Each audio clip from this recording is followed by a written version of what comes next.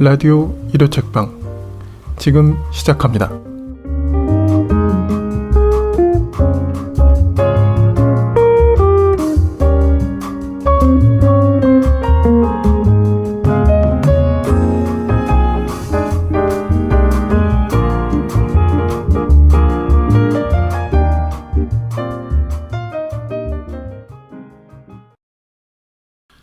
네, 안녕하세요. 불곰 PD입니다. 네, 두 분도 소개 부탁드립니다. 안녕하세요, 제이입니다. 안녕하세요, 헤이입니다. 네, 반갑습니다. 네, 저희 진짜 오랜만에 녹음하게 됐어요. 그래서 벌써 거의 한 반년이 뭐야? 1년? 훨씬 지났죠. 10개월? 거의 겨울 끝 무렵에 한번 녹음하고 제가 좀 개인적인 사정이 있어가지고 오랫동안 못했다가 이렇게 또 정말 오랜만에 또 녹음을 하게 됐습니다. 그동안 좀 일단 어떻게 좀 지내셨는지 근황 한번 여쭤보려고 하는데요. 일단 제이님은 그때 당시 처음 녹음했을 때, 그러니까 전 녹음 때 이 출판사에 이제 마케터로 들어가신. 그때 그랬습니다. 네네. 그때 출근 직전. 그럼 1월쯤이었네요, 저희. 그래요? 그런가? 제 2월에 출근했으니까. 그런 것 같아요. 네, 겨울에 했네 그러면 완전히. 네. 한겨울에 했네 진짜. 네. 어떻게 지내셨어요? 저는 이직한 후 다행히 행복하게 잘 지내며 회사 책을 정말 오랜만에 좋아하는 책들이 꽤 많이 나와서 행복하게 일하면서 지내고 있습니다. 그렇습니까? 네네. 네. 어떻게 일하시니까 그래도 이제 그 전엔 사실 좀 기독교 출판 이쪽에 좀 계셨는데 맞아요. 이제는 좀 일반 이제 출판사로 이제 넘어가신 거잖아요. 좀 다른 점, 또 좋은 점 이런 것 좀. 우선 많이 좋고요. 네. 왜냐면 제가 기독교 책을 많이 안 보던 시기가 꽤 오래 있었기 때문에 그리고 지금 간 데는 아무래도 문학 쪽 책도 많이 나오고 뭐 국내 해외 문학 많이 나오고 또 인문팀이 있어서 종종 에세이, 그렇죠. 그림책 이런 것도 종종 나와요. 그러니까 거의 종합출판사 느낌처럼 여러 장르를 다 다루니까 재밌고요. 그리고 그전에는 약간 컨텐츠 쪽이어가지고 SNS 관리가 좀 주였다면 지금은 약간 서점 막 알라딘 예스 교보 만나고 막 하는 일을 하니까 좀 더 직접적인 영업 관련된 일을 해서 생각보다 재밌더라고요. 네, 그렇기도 하고 그리고 좀 더 다양한 사람들과 연결될 수 있는 기회들이 많아서 재밌게 아주 만족하며 지내고 있습니다. 성향이 이세요? 2가 한 60 나와요. 그럼 어쨌든 좀 덜 힘드신 거네요. 그죠. 다행히. 저 낯선 사람 좋아해요. 낯선 사람을 좋아한다고요? 천생 영업자? 지겨운 사람이 싫고 차라리 만약에 굳이 정한다면. 그래서 처음 만날 때는 아무런 꺼리낌 없어서 맞는 것 같고. 네. 그리고 도서전도 그 서울국제도서전도 맞다. 그냥 놀러 간 게 아니라 이제 직접 저희 회사에서 꾸리고 막 했는데 너무 도파민 폭발하는 경험을 해서 행복하다. 도파민이요? 네, 도파민 중독이었죠. 네. 그러니까요. 근데 출판사 이름 밝혀도 돼요? 근데 사실 저번에 밝히긴 했는데. 그러니까 이게 무슨 소용이야? 아니 근데 저희 거를 막 몇천 명이 막 계속 들으시는 게 아니니까 궁금하면 이제 찾아보실 수는 있겠지만 몇천 명 들어도 돼요. 그랬으면 좋겠다. 저희 회사 동료 몇 명은 알고 있습니다. 제가 하는 거. 제가 제 링크를 줬어요. 사실 제가 되게 좋아하는 출판사 중에 하나였는데 거기 가시게 됐다는 이야기 듣고 진짜 축복을 해드린. 감사합니다. 다 아실만한 출판사. 이거 이름. 왜 이렇게 말하니까 얘기를 못 하겠어. 왜 이렇게? 아니 전에 공개도 했고. 어쨌든 은행나무 화이팅. 은행나무 화이팅. 지금 오쿠다 히데오 신작이 나왔는데 그 닥터 이라부 시리즈 공중근의 인더풀에 이어지는 시리즈로 최근에 어제 예약 발매 시작했는데 아주 반응이 뜨겁습니다. 자연스럽다. 자연스럽네요 진짜. 내년에는 정유정 작가님도 출간 예정이라. 잘 그렇죠. 또 은행나무 출판사 하면 또 정유정 작가님을 뺄 수가 없죠. 혜이님 어떻게 지내셨나요? 저도 그 사이에 이직을 했는데 일이 바뀐 건데 저는 기본 재택이어서 극아이로서 행복한 시간을 보내고 있습니다. 두 분이 어쨌든 좀 행복해진 거네요. 그러면 그동안에. 나는 너무 감사하네요. 너무 좋네요. 두 분이 어떻게 좀 행복하시? 좀 더 여유가 생겼고 그러니까 직접적으로 이제 책과 관련된 일을 하다가 지금은 그렇지는 않게 되다 보니까 오히려 책을 더 읽을 수 있게 된 그쵸. 네, 그런 아이러니한 상황 속에서 올해 행복하게 보내고 있습니다. 이 행복이 언제까지 이어질지 되게 불안한 마음으로 저도 약간 불안해요. 네, 그렇게 지내고 있습니다. 문화계라고 해야 될까요? 도서에만 국한하시진 않잖아요, 그렇죠? 아, 그렇죠. 네네. 그래서 네. 좀 문화적인 콘텐츠 기획자 그렇기도 하고, 보시면, 그러니까 이제 봐주시면. 저희가 이제 어떤 큰 사업을 하나를 또 하는데 거기에서 이제 좀 문화 프로그램, 인문학 프로그램 이런 것들 좀 다양하게 운영하면서 좀 다양한 강사님들 좀 만나고 이런 것 좀 하고 있어요. 거의 1년 가까운 시간 동안 또 두 분 변화가 또 크게 있어가지고 두 분의 약간 편안함이 느껴지는 게 어딘가 모르게 예전 같았으면 좀 지친 기대과 좀 그런 것들이 좀 보였는데 그래도 두 분이 좀 잘 지내신다니까 너무 좋은 것 같아요. 네. 네, 다행이네요. 네. 근데 약간 불안하긴 해요. 왜요? 전 약간 상황이 괜찮으면 네. 또 언제 이 운명의 장난이 시작돼서 갑자기 뭔가 변화가 일어날까라는 이상한 걱정이 있는데 근데 꽤 저는 한 2, 3년 잘 지내고 있는 것 같아서 조금 불안이 줄었지만 약간 인생은 모른다. 갑자기 어떻게 될지 모른다. 그렇긴 하죠, 사실. 네. 네, 그렇긴 저도 한데. 지금 똑같은 마음이고요. 저는 그냥 올해까지지 않을까. 아니 그러지 마요. 네, 그냥 이런 좀 여유 있고 그런 게 또 내년에 또 괜히 또 바빠지지 않을까 이런 불안에 떨고 있습니다. 징조가 좀 보이시나 봐요. 네. 징조가 좀 있나요? 느낌이란 게 그렇죠. 일이 이제 또 많아지고 네, 그쵸, 이러면. 그쵸. 네, 네. 맞아요. 저는 뭐 직장 생활 잘하면서 지냈고요. 제가 일하는 직장 그 사무실이 이사를 했는데 두 분 저희 사무실엔 좀 양해를 구하고 토요일날 개인적으로 하는 책 모임이 있는데 요새 해도 되냐고. 책 모임 맞죠? 책 이거 모임. 책 모임이잖아요, 사실. 허락받고 하는데 두 분이 와주셔가지고 너무 막 좋다고 막 네. 해주셔서 네. 전 다 가봤잖아요. 덩달아 기분이 직장도. 좋네요. 전 직장은 약간 네. 중소기업 느낌의 네. 강했다면 서걱서걱한 빌딩. 되게 좋게 말해주신다. 근데 지금은 스타트업 같고 음. 공유 오피스 같아서 좋네요. 사실 제가 일했던 그 사무실 중에 전 사무실 같은 게 영등포에 있었거든요. 그 뭐지? 나쁜 녀석들이라는 드라마 혹시 아세요? 그 마동석 나오고 있어요. 그 범죄 집단 애들하고 나오는 그 드라마를 제가 아무 생각 없이 이렇게 보고 있는데 저희 사무실이 나오는 거예요. 범죄 집단들이 숨어서 이렇게 암약하는 그런 공간으로 나오는데 되게 어디서 많이 본 복도가 나온다. 했더니 거기서 깡패들이 막 튀어나오면서 경찰들이 막 충돌하고 막 많이 본 주차장인데 저희 주차장에서 싸우고 있더라고요. 그리고 한 블록만 가면 범죄도시 1에 나왔던 그 중국집 같은 데도 나오고 명소에 사셨네요. 촬영지. 네 하여튼 뭐 그랬습니다. 지금 일단 성공하신 것 같아요. 간식이 많아서 지금 자꾸 간식 드시고 계셔서 많이 드세요. 네, 진짜로. 하리보 먹고 있는데 네. 하여튼 뭐 네 정말 오랜만에 이렇게 또 들으시는 분들께 인사드려서 너무 좋은 것 같고요. 네. 워낙 이제 오랜만에 녹음이 나오니까 벌써 올해 책을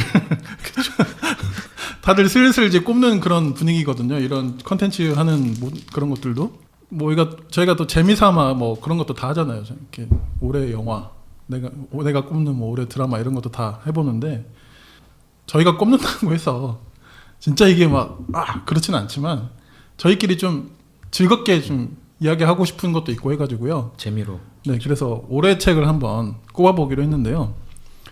또 이 두 분의 사실 독서 공력이 정말 대단하시기 때문에 그래서 이게 오늘 이제 저희가 대충 그 아웃라인을 잡긴 했는데 어떻게 될지 모르겠어요. 정말 대충 잡았잖아요 그때. 어떻게 될지 모르겠어요. 그래서 책만 소개하다가 끝날 수도 있고. 네. 근데 그래도 어쨌든 저희가 두 분이 좀 올해 좀 감명 깊게 혹은 또 굉장히 인상 깊게 읽었던 책들을 좀 그냥 자유롭게 일단 좀 꼽아달라고 제가 부탁을 드렸고 그래서 일단 저희가 어디까지 갈 수 있을지 모르겠지만 쭉 저희가 한번 꼽아본 다음에 각자의 베스트 3를 한번 꼽아주십사 이제 이야기를 네, 그렇게까지 일단 가보려고 하고요. 네. 그래서 편안한 마음으로 그리고 저희가 무슨 권위 있는 시상식을 하는 게 아니기 때문에 저희가 각자의 주관과 각자의 편향대로 골랐다는 사실 네, 들으시는 분들은 꼭 이제 알아주시면 좋겠고 네, 그렇게 편하게 들어주십시오. 일요 책방의 공식 입장과 상관없는 이런 책방과는 그러니까 상관이 이게 없는 거 아니에요? 아니 이런 출판사와. 거는 좀 그 영향력이 큰 채널이 하는 거고 그쵸, 아유. 네. 공식 입장과 전혀 무관하 그런 거 없고요. 네. 그냥 편하게 해주십시오.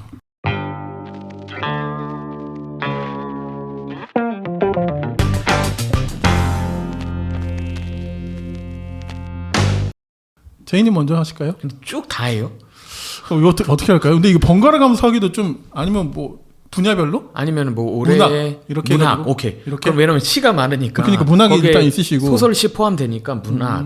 그다음에 올해 논픽션.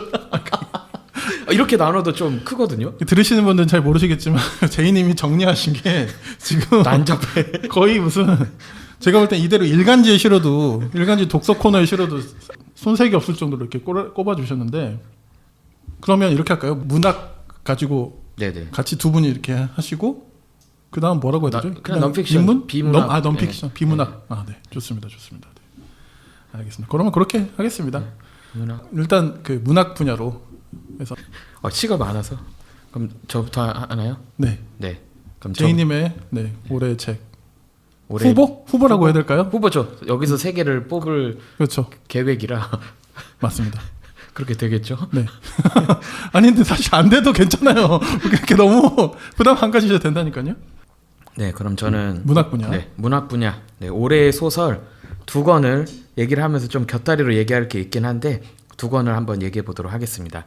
우선 저는 추려 보니까 저는 그 책 이렇게 독서 기록 남기는 어플 사용했는데 매해 목표는 이제 한 100권 정도 완독하자. 근데 거기엔 만화책도 포함되니까 잡지도 포함되니까 그냥 그 정도로 이제 항상 목표는 정했는데 이번에도 잘 이룬 것 같고 생각보다 문학 잘 골고루 읽었더라고요. 그래서 약간 추리기가 어려웠다가 그래도 곰곰이 생각을 해봤죠. 그래서 최종 후보까지 여기 리스트에 적기 직전까지 들어간 책들도 꽤 있는데 그래도 추려서 소설 두 권을 우선 메인으로 가져왔는데요. 첫 번째 책은 최은영 작가님의 아주 희미한 빛으로도 네, 문학 동네에서 나온 책을 네, 올해의 뭐 올해 한국 소설이라고 할 수도 있고 그냥 올해 제가 읽은 소설 중에서 제일 좋은 두 권 중에 하나로 가져왔습니다.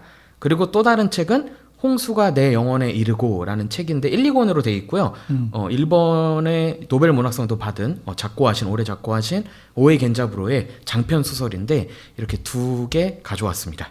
네, 그래서 사실 최은영 작가님은 워낙 팬도 많고 뭐 쇼커의 미소부터 해서 팬들이 워낙 많죠. 저도 좋아하는 작가님인데 사실 최은영 작가님의 문제는 아니고 제가 그냥 한동안 한국 문학이 좀 안 읽힐 때가 있었어요. 그러니까 제가 읽었을 때 국내 문학이 시의성이 너무 높으니까 휘발성이 또 높은 거예요, 동시에. 그래서 읽을 때 에세이랑 약간 구분이 안 되는 지점이 조금 있어가지고 그럼 저는 약간 고전을 좋아하다 보니까 거대서사를 좋아하는 거예요. 그래서 의미는 있는데 너무 휘발성이 강하니까 그럼 한국 문학 쪽이 그리고 이제 또 다른 고민은 그거였어요. 제가 이제 다니는 출판사도 문학 쪽이 나오는데 문제는 독자가 진짜 좁아요. 그래서 딱 2030 여성 빼면 독자가 없을 정도인데 이게 좋은가? 그러니까 물론 그들이 선택해 준 건 너무 좋은데 계속 그들만 선택하면 안 되잖아요. 그래서 그 확장성에 대한 고민도 조금 있었을 때 최은영 작가님 거 딱 읽고 나는 이런 작품이 계속 나온다면 국내 문학 또는 여성 작가가 쓰는 이런 한국 소설 그리고 시의성이 있는 소설들이 미래가 있다. 더 기대할 수 있을 것 같다라고 딱 생각이 들어서 약간 개인적인 질문에 답변을 주는 책이었어요. 아주 희미한 빛으로더라는 이 단편집이. 그래서 그런 의미에서 올해 정도가 아니라 꽤 한동안 정말 저한테 중요한 한국 문학에서는 중요한 책일 것 같아서 네, 가져왔습니다. 이 책은 뭐 최은영 작가님은 다 아실 테지만 이 책은 특별히 단편으로 이루어져 있고 또 대단한 게 정말 여러 세대 얘기가 다 나와요. 그래서 제가 약간 혼자 메모에다가 혼자 크크크거리면서 쓴 게 올해 한국 문학 하면은 당연히 저는 여기서 뽑은 최은영 작가님 나오긴 하는데 또 다른 테마로는 이모 문학? 그러니까 이모 삼촌 할 때 그 이모 있잖아요. 이모? 이모. 네. 이모 문학으로 좀 요약이 되겠다. 어허. 근데 그 이유가 여기서도 이모가 많이 나와요. 근데 어떤 이모는 진짜 이모가 아니에요. 그러니까 그 엄마와 혈연 관계가 있는 게 아니라 그냥 엄마와의 친구, 엄마의 친했던 언니도 이모로 부르기 때문에 근데 그런 이야기들이 많이 나오면서 뭔가 가족, 대체 가족 얘기도 이 안에 포함이 돼 있고 그리고 약간 그런 거였어요. 뭐 페미니즘 기반으로 된 문학이 약간 너무 좁고 그 비판받는 지점 중에 하나가 했던 얘기가 자꾸 반복된다라는 지점이 있는데 최은호 작가님 거 읽으면서는 이게 진짜 더 확장되고 얘기하지 못한 이야기들이 너무 많구나라는 생각이 들어서 너무 재밌고 의미 있게 읽었습니다. 네, 그래서 그리고 실제로 최은호 작가님을 막 어떤 분이 키워드로 다정하다고 막 하시는 분이 있는데 제가 실제로 이 아주 희미한 빛으로도 이 책을 가지고 독서 모임도 했는데 지독하시거든요. 그러니까 어떤 관계의 괴리 또는 뭐 이별 이런 문제들을 감정적으로 좀 끝까지 끌고 가서 다 적나라하게 표현을 하기 때문에 그냥 다정하지도 않으면서도 되게 관계에 대해서 좀 아주 깊은 고민들을 할 수 있어서 저는 이 책 너무 재밌고 좋게 읽었습니다. 다정하다는 표현이 네. 최근 들어서 좀 뭐랄까 좀 소비된 느낌이 좀 있어요. 그 그쵸, 표현이. 그쵸. 그쵸? 네. 막 사용될 때가 있는데 네네네. 하여튼 이 책은 관계가 정말 그래서 저는 이제 최은원 작가님의 관계를 그려내시는 방식에도 또 다시 한번 반할 수 있어서 이 책 베스트로 가져왔습니다. 그렇군요. 이 또 어쨌든 책 영업 마케팅의 입장에서도 또 보시는 관점이 분명히 있기 때문에 네네. 그런 생각도 갑자기 문득 드네요. 20, 30, 40, 50 남자들은 어디 갔을까? 무슨 책을 읽을까? 약간 저 그거 알아요. 갑자기 생각이 알라딘에서 올해 책 지금 뽑고 있잖아요. 거기 세대별로 보여주더라고요. 그렇군요. 그거 보고 알았어요. 디케의 눈물. 조국. 그거 읽던데? 네네. 알라딘은 그렇죠. 또 예스는 또 거의 달라요. 1위던데. 네. 그러니까 제가 볼 때는 그러면 그 40, 50 이상의 독자를 아마 흡수한 통계인 것 같고 그거랑 20 유시민이랑 네, 그러니까 딱 이런 40, 50 그 남성들이죠. 중년 남성들. 약간 진보적인 남성들이라고 아주 쉽게 분류될 만한 20, 30 남성들은 또 어떻게 뭘 볼지 또 궁금하네요. 자기계발서. 최야의 그나마 뭐 세이노?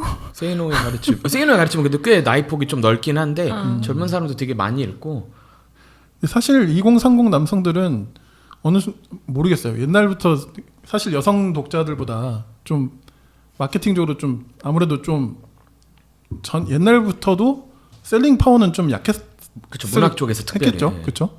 그랬겠지만 시간이 가면 갈수록 그들은 다 게임과 네 그리고 웹소설과 그 일본 컨텐츠 쪽으로 다 거의 흡수당 그런 느낌이 좀 들어서 근데 그걸 뭐 나쁘다 뭐 그렇게 단순히 딱 말하기는 어려운 거지만 네, 갑자기 또 그런 생각이 들었네요. 네.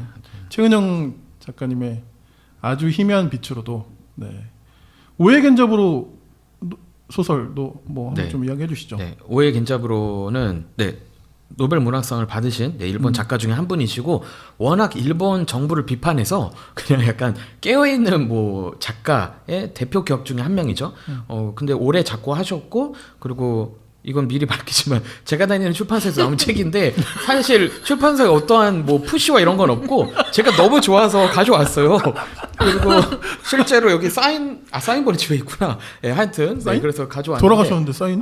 그 사인이요. 역자분의 사인. 역자. 좀 이따 이거 사연을 얘기할게요. 네. 역자 사인을 대체 왜 받았나가 나올 텐데 우선 오해 겐자부로를 좋아하시는 분들이 꽤 있고 그리고 되게 문학적으로도 뛰어나다라는 평을 당연히 받는데 이 작품은 그의 초기 작품을 정리하면서 중기로 넘어가는 약간 그런 어떻게 보면은 갈림길 또는 어떻게 보면 주춧돌이 된 작품으로 여겨질 정도로 되게 많은 사람들이 좋아했고 복간되길 기다렸었어요. 이게 옛날에 출간이 됐었다가 이게 품절되고 그리고 번역의 문제가 조금 있어서 약간 절판됐다가 이번에 복간이 된 건데 이 작품은 쉽게 설명하면 이 제목 그대로예요. 홍수가 내용원에 이르고 그러니까 이 홍수라는 게 진짜 물에 대한 건 아니고 약간 진짜 사회적으로 엄청난 뭐 억압과 폭력과 이런 것들 앞에 한 개인이 놓이는 이야기인데 오해 겐자부로를 좋아하시면 다 아실 테지만 그에게는 장애가 있는 아들이 있거든요.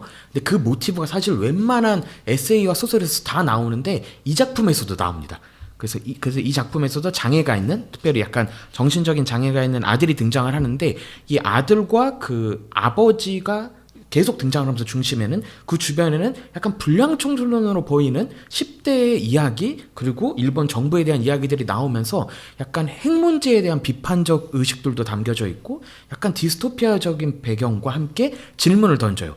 그럼 우리가 이 지구에서 살아갈 목적, 인간은 이 지구에게 뭐 뭐 이게 해로운가 아니면 도움이 되는가, 이로울까, 이런 질문들을 던지면서 서사로 막 끌고 가는데, 이야기가 어느 측면에서 난폭하고 거친데 강해요. 그러니까 오랜만에 진짜 이렇게 서사 자체가 거대하고 아름답고 웅장해서 마지막에 딱 끝날 때 이 표현을 실제로 한 인물이 하거든요. 홍수가 내 영혼에 이르렀다라는 표현 비슷한 걸 하는데, 거기서 압도당하는 걸 느껴가지고 너무 오랫동안 읽을 수 있는 작품이어서 네, 딱 아주 고민 없이 가져왔고요. 그리고 실제로 이 책 같은 경우는 제가 왜 그 번역자의 그 사인까지 받았냐면, 알라딘 TV에서 황인찬 시인하고도 같이 이렇게 온라인 북토크도 저희가 기획해서 했었는데, 회사에서 그때 얘기 나온 게 번역하셨던 분이 출판사에게 선제안을 하셨거든요. 근데 그러면서 그 프로젝트의 그 타이틀이자 목적이 뭐였냐면, 한국에 꼭 읽혔으면 좋을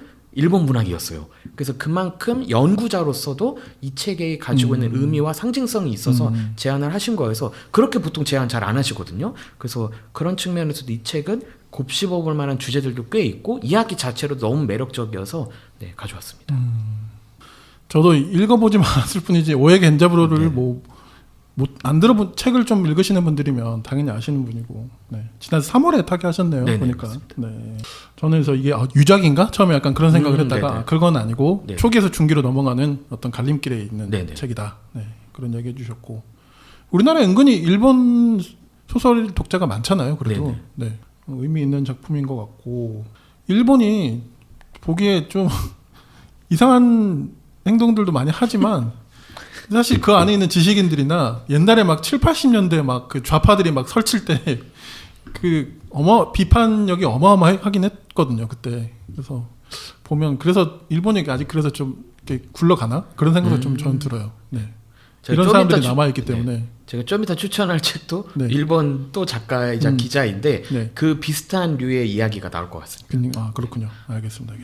네, 저는 이렇게 문학 부분에서는 2권 추천해 봅니다. 네, 일단 2권에 대해서 들었고요. 자, 그럼 이제 혜인님 한번. 네. 그리고 그 여기에 탈락된 것도 너무 듣고 싶어가지고 이따 제가 여쭤볼게요. 네네. 네. 제 거 탈락된 거? 2분 다. 네네.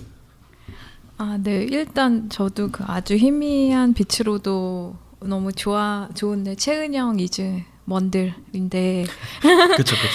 그냥 뭔지 모르게 막 그런 거 있잖아요. 막 알라딘이나 예스24에 막 있을 것 같은 책은 안 가져오고 싶고 그런 마음 있지 않나요?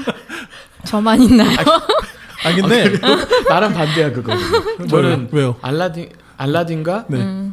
여기서 이제 편협한 게 나오긴 하는데, 알라딘의 선택을 많이 믿어서 네, 이 2분의 이 캐릭터를 보시는 것도 관전 포인트. 근데 저는 약간 좀 뭔지 좀 알아요. 네네. 그러니까 뭔가 아까도 이제 제가 막 한 해에만 몇 종의 책이 나오냐 막 그런 거 물어봤는데, 아까 6만 종? 네. 6만 종? 막 이렇게 나오는데, 남이 소개한 것도 소개하기가 너무 미안한 마음? 누구에게 미안한지 모르겠는데 출판사한테? 책에게? 네, 책에게. 그러니까 아쉬운 마음. 그래서 조금이라도 좀 숨어 있는 책?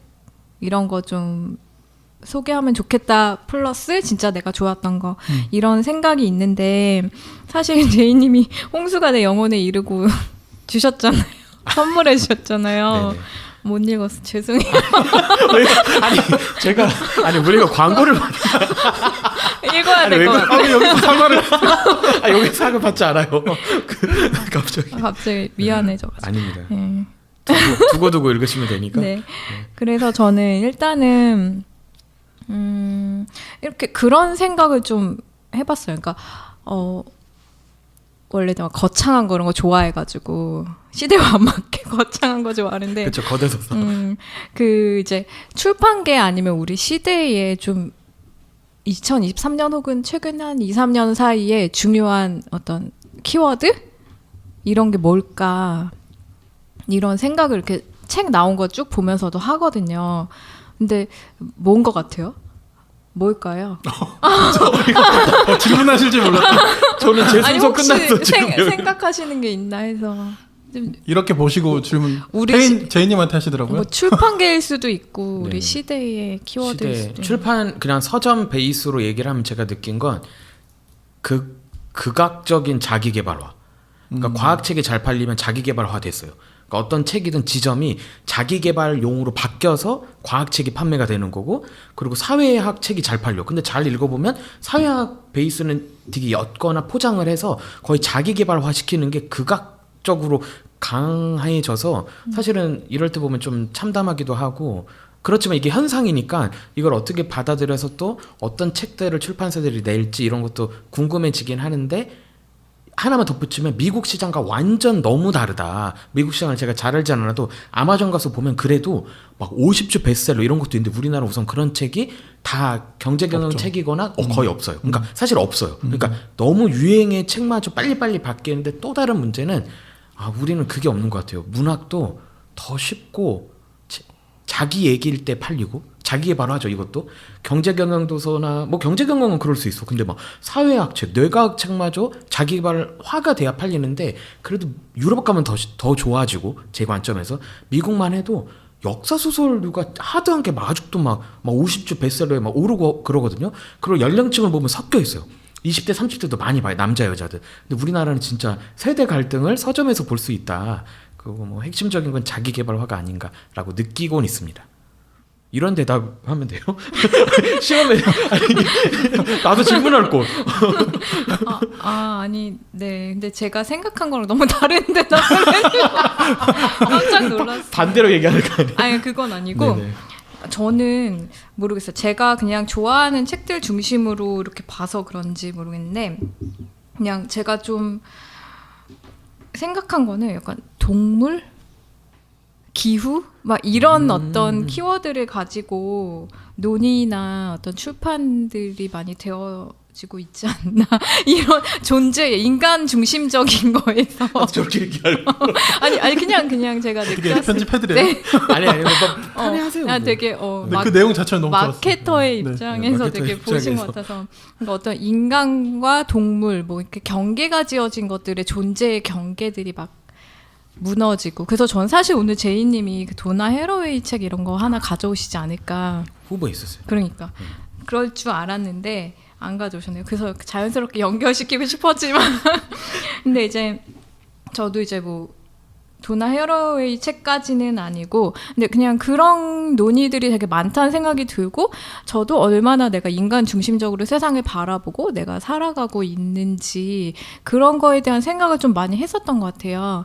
근데 이제 이 얘기를 왜 하냐면, 제가 가져온 어떤 올해의 문학 중에 하나가 이제 시집을 하나 가져왔는데, 그게 이제 검은 머리 짐승 사전이라고 신이인 시인이 쓰신 책이에요. 첫 시집이시기도 하고, 근데 이 책을 좀 정말 가져오고 싶었어요. 그러니까 이 시집도 그렇지만 일단 시를 읽으면 저는 그 시를, 그러니까 그 해에 나온 시집들을 좀 많이 읽는 편인데, 옛날 시집도 많이 읽지만 시집을 읽는 이유가 막 감성이 촉촉해지려고 이러려고 읽는 건 아니고, 좀 그 당대의 가장 이렇게 첨예한 언어? 감수성? 이런 거에 뒤처지고 싶지 않은 마음에 항상 시집을 찾아 읽거든요. 가장 젊고 이렇게 첨예하게 서 있는 언어라고 생각이 들어서 시집을 읽는데, 이 검은 머리 짐승 사전을 읽으면서 이것은 새로운 감수성이다. 새로운 언어다. 올해의 언어다.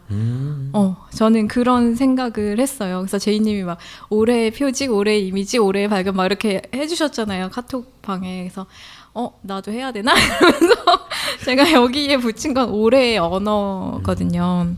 그러니까 단어일 수도 있고 감수성일 수도 있고 언어라고도 표현할 수 있는데, 그러니까 항상 그냥 시대에 관심이 많고 이 시대를 가장 잘 반영한 언어 혹은 관점이 뭘까? 그냥 이런 질문을 저는 항상 가지고서 뭔가 책을 읽기 때문에 그거에 너무 부합하는 시집이었던 거예요. 그래서 사실 이 시집을 정말 어떤 시집이든 그렇겠지만 참 한마디로 뭔가 요약 정리 설명하기는 너무 어려워요. 근데 이제 제가 이따가 또 소개할 단편이 하나 있는데 그 단편도 그렇고 이 시집에도 그렇고 뒤에 해설에 첫 문장이 너무 제 마음을 딱 대변하는 그런 첫 문장들이었는데 이 시집의 해설을 쓰신 분의 첫 문장이 바야흐로 엉망진창인 시대다 이렇게 시작하거든요. 근데 내가 그런 시대라고 느꼈기 때문에 이 시집이 또 내 마음에 이렇게 와닿았을까? 이런 생각을 했는데 이 시집은 뭐냐면 제가 아까 동물 얘기를 했는데 이제 도나 해러웨이 뭐 제가 잘 알지는 못하지만 어쨌든 인간과 뭐 동물이라던가 뭐 사이보그까지 나가는데 이렇게 어떤 그런 존재의 경계 같은 게 얼마나 좀 뭐라 그래야 되지? 우리가 항상 인간은 인간이고 동물은 동물이고 어떤 동물을 이해할 때도 인간의 관점에서 동물을 바라보고 이렇게 좀 어쨌든 경계가 늘 있었는데 이제는 그런 경계들이 허물어지는 그런 시대? 그러니까 이걸 퀴어라고 말할 수도 있고 성별의 뭐 그런 분리가 이제 점점 사그라드는 뭐 그런 맥락일 수도 있고 그런데 이 시집이 놀라운 게 그거를 정말 시의 언어로 너무나 잘 보여줘요. 그러니까 이 시를 읽다 보면 내가 인간으로서 시를 읽고 있는데 알고 보니 시적 화자가 나방이었어. 그리고 막 벌레 이런 게 되게 많이 나오고 바퀴벌레라던가 막 무슨 뭐 쥐 발톱 막 이런 게 되게 많이 나오는데 나 분명히 인간으로서 읽고 있었는데 어느새 보니까 내가 바퀴벌레였구나. 그런 거를 그러니까 그 경계가 없는 거예요. 이 인간이 시를 쓴 걸로 우리는 너무나 자연스럽게 읽기 시작했는데 읽다 보면은 내가 나방인지 내가 나방이었구나. 그러니까 이 시는 그런 거에 경계가 진짜 없는 거예요. 그러면서 인간도 하나의 검은 머리 짐승인 거죠. 그런 관점으로 이 시들을 써나가는데 그게 그 감수성, 그 감각이 진짜 너무 새롭고 제가 세상을 이렇게 감각하는 데 있어서 어떤 새로운 촉수를 이렇게 제공해 주는 거예요. 그래서 이 시집을 읽으면 좀 진짜 과장되게 말하면 세상이 다시 보인달까? 이런 정도로 그러면서도 이 시집의 가장 또 매력은 너무 발랄해요. 그러니까 그 발랄하다는 게 막 억지로 이런 게 아니라 그러면서도 세상을 바라보고 어떤 생명이 있는 존재들을 바라보는 시선이 너무 사랑이 많고 명랑하고 내가 되게 뭐 어떤 바퀴벌레 같이 소외된 존재로서 세상을 바라보더라도 끝내 세상을 사랑해요. 그러니까 그게 이 시집이 가진 되게 큰 힘인 것 같아요.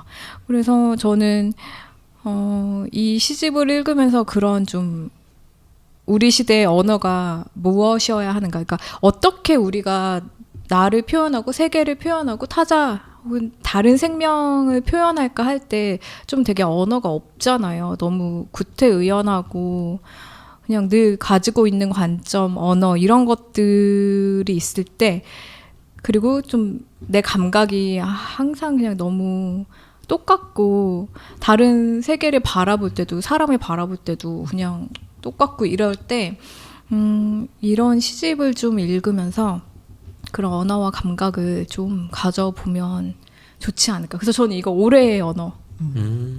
네, 그런 시집입니다.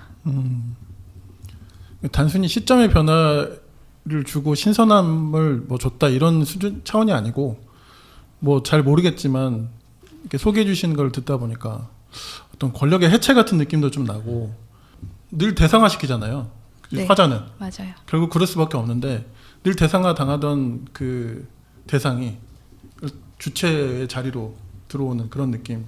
그러면서 주는 어떤 임팩트나 뭐 어떤 통찰 이런 것들이 굉장히 크셨던 거 아닌가. 네. 그래서 이 시인이 등단할 때 이제 그 신춘문예에서 이제 당선된 시 제목이 장명소가 없는 마을의 밤에라는 시거든요. 거기에 이런 구절이 나와요. 나를 위하여 내가 하는 일은 밖과 안을 기우는 것, 몸을 실라트로 풀어 헤어지려는 세계를 엮어 붙들고 있는 것. 그러면 사람들은 나를 안팎이라고 부르고 어떻게 이름이 안팎일 수 있냐며 웃었는데요. 소나귀에 쥔 것 그대로 보이는 대로. 요괴는 그런 식으로 탄생하는 겁니다. 부리가 있는데 날개가 없대. 알을 낳지만 젖을 먹인대. 반만 여자고 반은 남자래. 이런 구절이 있어요. 그러니까 안팎이라는 게 좀 되게 중요한 단어고 안팎이 없는 거죠. 나와 동물의 경계가 없고 남자와 여자의 경계가 없고, 그러니까 이거를 이제 해설에선 퀴어한 어떤 그런 세계다라고 이야기를 하는데, 이게 우리가 뭐 퀴어라고 했을 때 뭐 남녀 이렇게 생각할 수도 있지만 그게 되게 확장되는 거죠.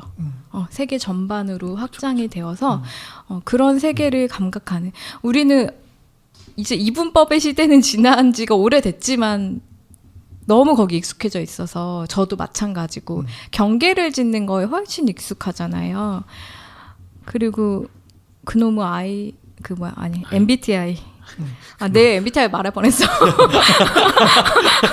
그놈인데 다 알아. 왜냐면 뭐만 하면은 넌 P니까 뭐 어쩌라고 이런 생각을 전 진짜 많이 하거든요.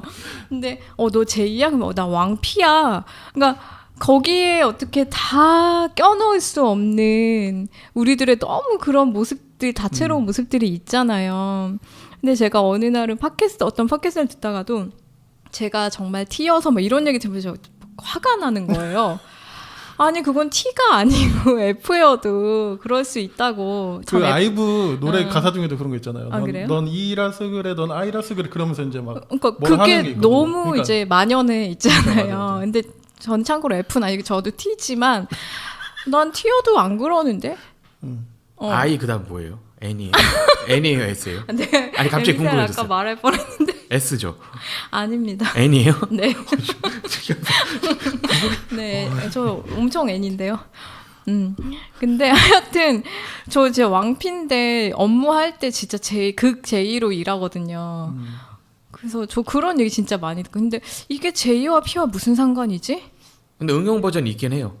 난 일할 땐 뭐 J인데 평상시엔 P야 이렇게 말하는 이제 화법까지 그렇게 나오고. 따지면 도대체 J와 P의 구분이 무슨, 하여튼 그러니까 그런 식으로 우리가 얼마나 그렇게 막 갖다 넣고 싶어 해요. 구획 지어놓고 거기 안에다가. 그래서 더 이런 어떤 감각이 더 많이 필요하지 않을까. 그러니까 뭐 이걸 사유로서 더 깊게 철학적인 어떤 사유로서 이제 들어가고 싶으면 도나 헤로의 이런 거 읽으시면 되는데, 일단은 저는 그런 감각의 측면에서 그런 게 또 필요하지 않을까. 감수성. 네, 이 시집을 올해의 언어로 좀 하고 싶고요. 짧게 말하려고 했는데 길게 괜찮아요. 근데 저기 데뷔작이신 거죠?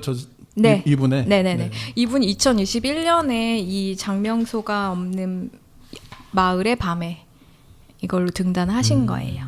그리고 이게 첫 시집이신 거고 정말 추천합니다. 신이 2인 시인이시고, 그리고 저는 이제 그냥 올해 단편으로 하나 그냥 들고 왔어요. 책까지는 아니고, 어차피 이 책 자체가 좋긴 하지만 김사나 작가의 머문 자리라는 소설집에 있는 머문 자리라는 작품을 갖고 왔어요. 서울 출판사에서 나왔고요.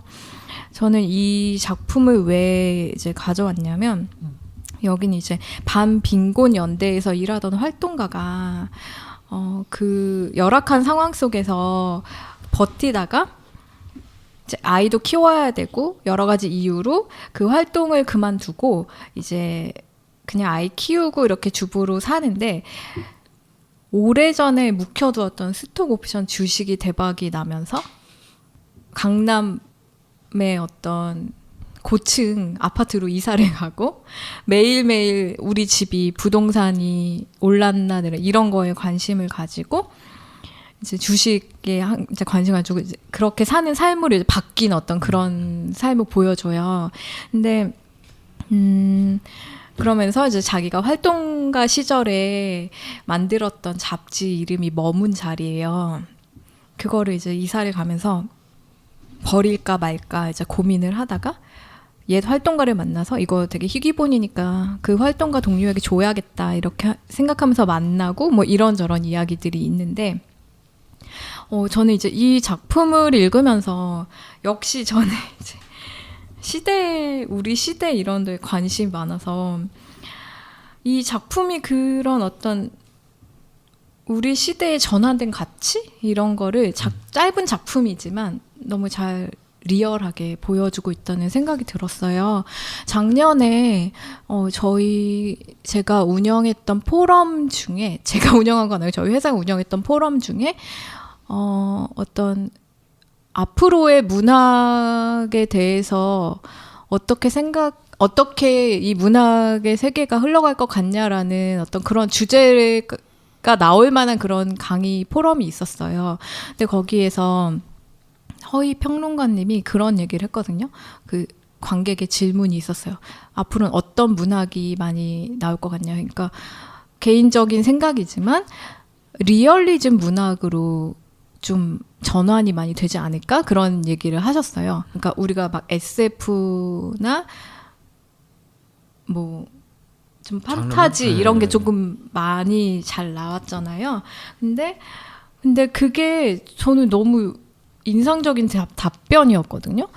왜냐하면 그래서 제가 좀 그 이후에 한번 좀 나온 문학들을 좀 살펴보기도 하고 최근 1, 2년 사이에 그러면서 왜 저런 답변을 하셨을까 좀 궁금하기도 했는데 이 김사나 작가 책을 읽으면서 좀 그런 내가 되게 오랜만에 좀 잊고 있었던 뭐 과거의 기억이라던가 어떤 아까 말씀하신 관계라던가 다 저도 너무 좋아합니다.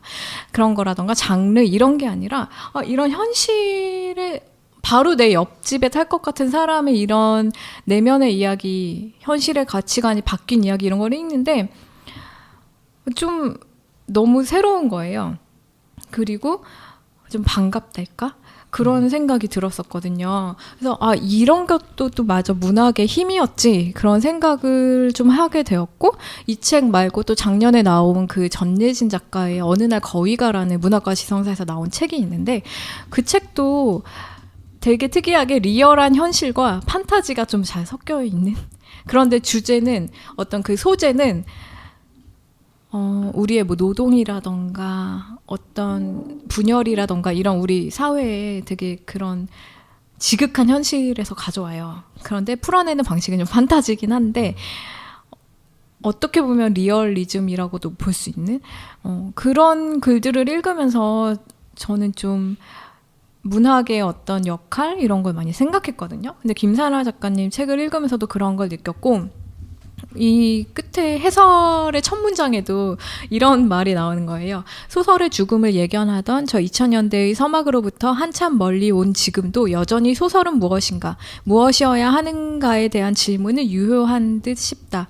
우리의 감각을 완벽히 장악하고 지각을 온통 전율케 하는 스펙터클한 장르들에 비해 천천히 글자를 읽어나가며 온전히 내재화해야 하는 소설이 가질 수 있는 힘에 대해 생각해 본다. 그것은 한 인물의 내면과 밀도 있게 만나고 그를 이해하기 위한 과정에 육박해 감으로써 궁극적으로 타자성의 경험이나 반성적 사유 같은 핍진함에 이르는 것이다. 이렇게 있는데 이 첫 문단도 아까 제가 신인 그 시집의 첫 문장 바야흐로 엉망진창인 시대다. 이거를 읽었을 때 좀 비슷한 느낌을 가져서 나는 이런 책에 되게 반응하는구나. 내가 어렴풋하게 시대에 대해서 가지고 있는 어떤 문제의식 혹은 갈증 이런 것들을 담아낸 시어, 이야기, 어떤 사람 이런 거를 책에서 딱 만났을 때 거기에 좀 반응을 많이 하는 것 같아요. 그래서 항상 그런 갈증이 내 안에 있구나. 시대에 대한 갈증, 오늘의 시대를 읽고 싶은 마음, 내 옆 동료들은 어떻게 살고 있는지 그 내면을 알고 싶은 마음, 그리고 이런 시대를 표현할 때 혹은 감각할 때 바라볼 때 어떤 언어들이 어떤 단어들이 필요할까에 대한 질문 이런 게 항상 내 안에 있었구나를 좀 깨닫게 해준 두 작품이어서 가져와 봤습니다.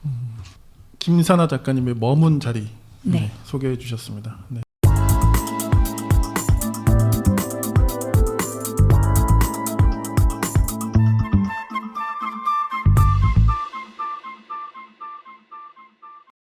두 권씩 두 분이 일단 그 꼽아주셨는데 사실 수많은 책 중에 일부분이잖아요. 미처 가져오지 못했지만 그래도 꼭 언급하고 싶다. 이거 한번 이야기해 주시죠. 이런 책들. 문학 중에 먼저 제이님. 이런 말하면 웃긴데 네. 없습니다. 없다고요? 네. 잠깐만 그 눈빛 그렇게 아니 왜냐면 눈빛이 이렇게 단호해요. 넌픽션이 너무 많아요. 아 진짜. 네, 넌픽션이 탈락물이 지금 들으면서 이미 탈락된 게 한 3권 될 정도로 문학은 네. 좀 반성하게 되네요. 얘기 들으면서. 왜요?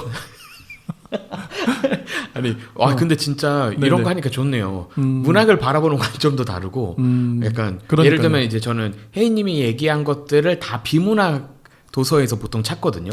요즘 사람은 어떤 생각을 하냐 찾는데 문학에서 그런 게 있으면 약간 꺼려지는 약간 성향이 있었는데 거꾸로 얘기를 하시니까 맞다 문학이 저런 역할을 또 당연히 했었지라는 생각이 들어서 했고 아쉽게 탈락된 건 없습니다. 알겠습니다. 네. 하여튼 뭐 후보 일단 후보에 모르겠- 있는 거 많은데 그거 아까 언급 못한 거 얘기해도 돼요? 그럼요. 왜냐면 뭐든 하시는 저 너무 대충 설명한 것 같아가지고 아니야. 대충 설명하지 않았고요. 두 분이 각자의 개성과 스타일대로 네 진짜 네네. 좋은 설명을 해주셨습니다. 네 그럼 저는 아까 추가적으로 설명하려다가 뺀 거를 설명해보겠습니다. 네, 해주세요. 짧게. 간단하게 네네네네. 소개해주세요. 궁금해요. 일단 제가 궁금해서. 네네 사실 뭐 아까 제가 최혜령 작가님 얘기하면서 언급을 했는데 이모 문학이다. 제가 올해 발견한 국내 문학은 이모 문학이다 했는데 너무 그 얘기 별로 없고 끝냈는데 좀 더 얘기하면 사실 한정연 작가님의 발음이 좀 어려워요. 쿄코와 쿄지라는 나 지금 받아 적고 있었는데. 어려워요. 쿄코와 쿄지라는 네, 이제 소설집이죠. 단편 소설집인데 예. 문학가 지정사에서 나왔고 여기에 이제 거의 초기에 쓰신 소설집부터 최근에 쓴 것까지 묶여서 한정현 작가님께 이렇게 한정현 작가님 내셨는데 정말 이거 읽고도 내 취향은 여기 있다. 그러니까 뭐냐면 저는 그 역사 소설류를 좋아하는 것 같아요. 그래서 여기서도 보면은 개인들은 다 우리 주변에서 볼만한 사람들이에요. 뭐 이모뻘 되시는 분도 등장하고, 뭐 여성, 남성 막 여러 사람들이 되게 일상적인 캐릭터들이 나오는데 알고 봤더니 그분들이 부마 항쟁을 겪은 가족이 있었거나, 아니면 뭐 민주화 그런 시위 가운데 있었던 뭐 친구가 있었거나, 그리고 아내가 한국인이어서 한국으로 귀화하게 된 외국인의 이야기나, 그러니까 뭔가 평범해 보이는 사람들의 이야기인데 파고들면 근데 주제어가 막 삼풍백화점 붕괴 사고나 아니면은 부마 항쟁이랑 민주화 항쟁 얘기가 나오는 그런 사람들이 등장을 해서 저 너무 좋은 게 사실 어떤 소설을 읽으면 물론 그럴 수밖에 없죠. 소설이 모든 세계를 담을 수는 없는데 너무 인스타스러운 사람이 주인공이 될 때가 많은 거예요. 그런 소설들이나 소설이 아닌 자기계발서도 사실은 너무 좋아 보이고 인스타그래머블한 사람들의 일상이 책이 되는데 여기서는 사실은 약간 이런 사람들의 이야기도 꽤 많았어. 그리고 배경 중에 하나가 강남 용산구를 배경으로 한 단편들도 있지만 마산, 부산을 배경으로 한 단편들도 있으면서 너무 우리가 가지고 있는 그런 수도권 중심주의라 이런 것들에 대해서 대항하는 이야기들이어서 전 너무 재밌게 읽으면서 이런 작품들이 계속 여성 작가들에 의해서 나왔으면 좋겠다. 페미니즘 문학이기도 하면서 역사소설이기도 하는 작품들이 너무 저는 좋아서 이 쿄코와 쿄지를 너무 잘 읽었고요. 네. 그리고 여기서도 이모가 엄청 등장을 합니다. 그리고 백수린 소설가님의 눈부신 안부 이것도 이모 얘기입니다. 그래서 저는 이렇게 물론 이제 뭐 모녀 관계 이런 얘기들도 많이 나오긴 하는데 이렇게 저는 이모를 참 좋아하는데 왜냐면 이모라는 게 그 삼촌은 좀 달라요. 그 모르는 사람한테 삼촌이라고 많이 다르죠. 안 부르는데 엄마 친구가 이모들이 돼요. 그래서 저는 한동안 그게 헷갈렸거든요. 이모가 왜 이렇게 많지? 그래서 이제 가족에 대해서 학교에서 배운 다음에 초등학교 때 그러면 할아버지가 되게 딸을 많이 낳았나? 라는 게 들 정도로 이제 엄마가 사실 자신의 그러니까 자매들과도 잘 지냈지만 그냥 친구들과도 잘 지낸 거죠. 그래서 그런 걸 보면서 이게 문화구의 자리까지 오니까 너무 반갑기도 했고 풀어낼 이야기가 세대를 넘어서 더 확장되기 때문에 이 눈부신 안부 백설인 소설가님의 작품도 약간 후보에 들었다가 제가 넣진 못했지만 이렇게 한정현 작가님의 작품, 백설인 소설가님 그리고 최은원 작가님까지 해서 기대된다. 앞으로 더 이렇게 페미니즘적이기도 하면서 역사 소설을 배경으로 한 또 다른 일상들의 이야기가 더 나올 것 같아서 이분들의 또 다른 작품들과 연재물과 단행본화를 기다리고 있습니다. 이모 문학이라는 신조어를 만들어 주신 네 그렇군요. 뭐 저도 많이 막 엄청 읽은 건 아니지만 근데 확실히 좀 저도 느껴지는 건 그 일단 이 소설의 세계에서 근데 사실 그 소설의 세계는 결국 현실의 세계에 여성들과 당연히 닿아 있다고 생각이 들고요. 특히 소설의 세계에서 여성들의 연대의 그 범위가 확장된다는 저도 생각이 들어요. 뭐 이모라는 표현을 써주셨지만 대체가족이라는 표현도 써주셨고 그렇긴 했지만 어쨌든 그 연대가 점점 확장된다 이런 느낌이 들고 소설의 세계에서 남성 특히 아버지는 여전히 부재하거나 빌런이거나 장애물이거나 네. 아버지 좀 더 있다가 오실 건가 봐요. 잘 모르겠어요. 그래서 한동안 너무 많이 나왔어서. 그러니까 그렇죠. 이제 워낙 그 가부장적이고 남성 중심적인 그런 서사들이 그냥 그렇게 그걸 베이스로 살았으니까 저희는. 근데 이제 그게 이제 역전되었고, 네. 그래서 그게 어떤 가치 판단을 할 수 있는 건 아니지만 그냥 지금을 보여주는 것 같아요. 지금을 보여주는 것 같고 여전히 남성들은 좀 길을 잘 못 찾는 것 같은 느낌 솔직히 들고, 네. 한정현 작가님의 학교지, 백슬린 작가님의 눈부신 안부, 네, 같이 엮어서 네. 네. 이모문화, 이모문화. 혜인님, 네. 아니, 저 미처 제이님처럼 저렇게 책을 많이 읽진 않아서. 아니 그럼 지금 말. 그러니까 이게 지금 야 진짜 내가. 두 분끼리는 그럴 수 있는데 이걸 들으시는 분들 중에 그러면 안 되죠. 아까 일단은 저기 멘붕이 한번 왔을 거예요. 100권 완독을 목표로 했는데 일단 된 것 같고요. 라고 했을 때 저 사람 뭐지 했는데 그리고 이제 들으시면서 네 아무튼 네 그런 걱정 안 하셔도 됩니다. 그러지 마. 그래서 아니, 되게 어렵게 골라온 책입니다. 저도 그렇게 몰랐어. 이게 너무 이게 안전바를 계속 내리시네. 대결이 아닌데. 죄송합니다. 네 그래서요. 그래서 올해 읽은 책들을 좀 많이 찾아봤는데 좀 뭘 하나 고르기 그러니까 너무 어렵고. 근데 저기 가져오신 것 중에 또 시집이 또 있는데요? 이거는 제가 나중에 이따가 올해 기획으로. 너무 좋습니다. 좋습니다. 네. 다 뜻이 계획이 있으시군요. 네. 알겠습니다. 네. 알겠습니다. 네. 자, 이거 이렇게- 편집 되겠지만 네. 자꾸 저도 모르게 모든 빈틈에 회사 책이 떠오르는 거예요. 그래서 참고 있어. 아니 해요, 괜찮아요. 아니 그럴 필요가 없었잖아요. 아니 그럴 필요가 없는 게 아니고 생각해보면 일단은 도움이 안 되고 이야기해도 큰 도움이 안 되고 그리고 어쨌든 이제 은행나무를 다니시는 걸 우리가 공유하고 있으니까. 아니 웃겨가지고 아니 이거 뭐 나쁘다 그러다 뭐 이런 게 아니라 너무 웃긴 거예요. 저도 모르게 아니 그럴 수 있지. 내 주변 사람들 그럼 얼마나 은행나무 얘기를 많이 들었을까. 근데 은행나무 직원이 은행나무 이야기하는 게 뭐 이상합니까? 이상한데요? 안 이상한데? 네. 네. 그럼 다행이고. 문학은 이 정도로 마무리할까요? 네. 네. 그럼 이제 잠깐 쉬실래요? 꼬르륵 소리 나면서 뭘 넣어요? 네, 알겠습니다. 아니 소리가 들어오니까. 잠깐 쉬었다가